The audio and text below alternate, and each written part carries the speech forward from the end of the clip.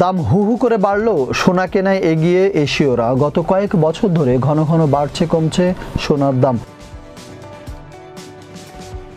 পরিস্থিতি এমন যে সকালে বাড়লো তো বিকেলে কমলো, তবে এক লাফে যতটা বাড়ে গড়ে কমে তার চেয়ে কম।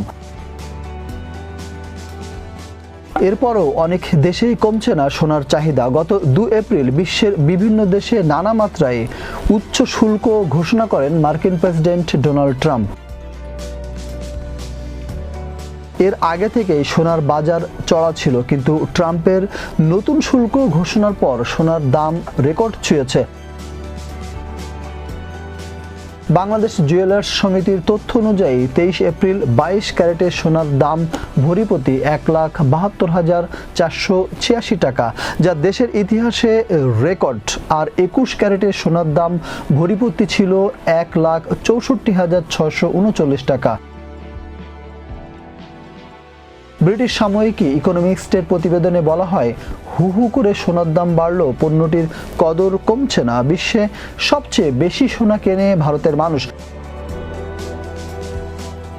2024 সালে বছর জুড়ে সোনার দাম বেড়েছে। এরপর ভারতে সোনার চাহিদা স্থিতিশীল ছিল। কোটাক সিকিউরিটিজের ব্রোকার অনিন্দ্র ব্যানার্জির মতে, সোনার দামের ওঠানামা নিয়ে তেমন কোনো মাথা ব্যথা নেই। আর লক্ষ্য করার মতো বিষয় হলো, সোনার দামে বড় ধরনের কোনো পতন কিন্তু হচ্ছে না। ওয়ার্ল্ড গোল্ড কাউন্সিলের তথ্য অনুযায়ী দাম বেশি হওয়া সত্ত্বেও ভারতীয়রা এখন বিয়েসহ নানা ধরনের উৎসব উপলক্ষে সোনা কেনা অব্যাহত রেখেছে। সোনা বন্ধক রেখে ঋণ দেওয়ার প্রবণতাও কমেনি। গত বছর ভারতের মানুষ বিশ্বের সবচেয়ে বেশি 560 টন সোনার অলংকার কিনেছেন। চীনের মানুষ কিনেছেন 510 টন। থাইল্যান্ডে 2024 সালে সোনার প্রতি চাহিদা 17% বেড়ে 40 টনে পৌঁছেছে। ইন্দোনেশিয়া এবং ভিয়েতনামেও সোনার চাহিদা বেড়েছে। গত বছর সোনার গয়না ও সোনার বারের বৈশ্বিক চাহিদার 64.5% ছিল এশিয়ায়। শুধু ভারতের 1 কোটি বিয়ের বাজারেই বছর 300 থেকে 400 টন সোনা বিক্রি হয়। চীনের ক্ষেত্রেও একই কথা, কিন্তু শুধু সংস্কৃতি নয়, এশিয়াতে সোনার চাহিদা বৃদ্ধিতে অর্থনৈতিক বাস্তবতাও গুরুত্বপূর্ণ ভূমিকা রাখছে। আমেরিকার মতো দেশেও সোনা কেনার হিড়িক পড়ে গেছে। 2020 সালের মার্চে করোনা মহামারীর সময়ের তুলনায় গত জানুয়ারিতে ট্রাম্প ক্ষমতায় আসার পর থেকে মার্কিনিরা বেশি হারে সোনা কিনছেন।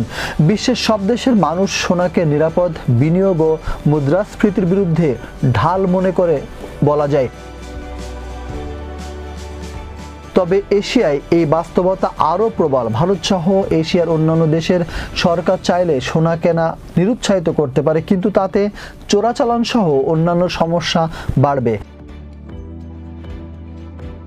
তবে সরকার আন্তরিক হলে, নীতিমালা সংস্কার সহ প্রয়োজনীয় উদ্যোগ নিলে এশিয়ার মানুষের মধ্যে সোনার প্রতি আকর্ষণ কমবে। এসব রাতারাতি সম্ভব না হলেও এখনও উদ্যোগ নিলে ভবিষ্যতে হয়তো প্রত্যাশিত ফল পাওয়া যেতে পারে।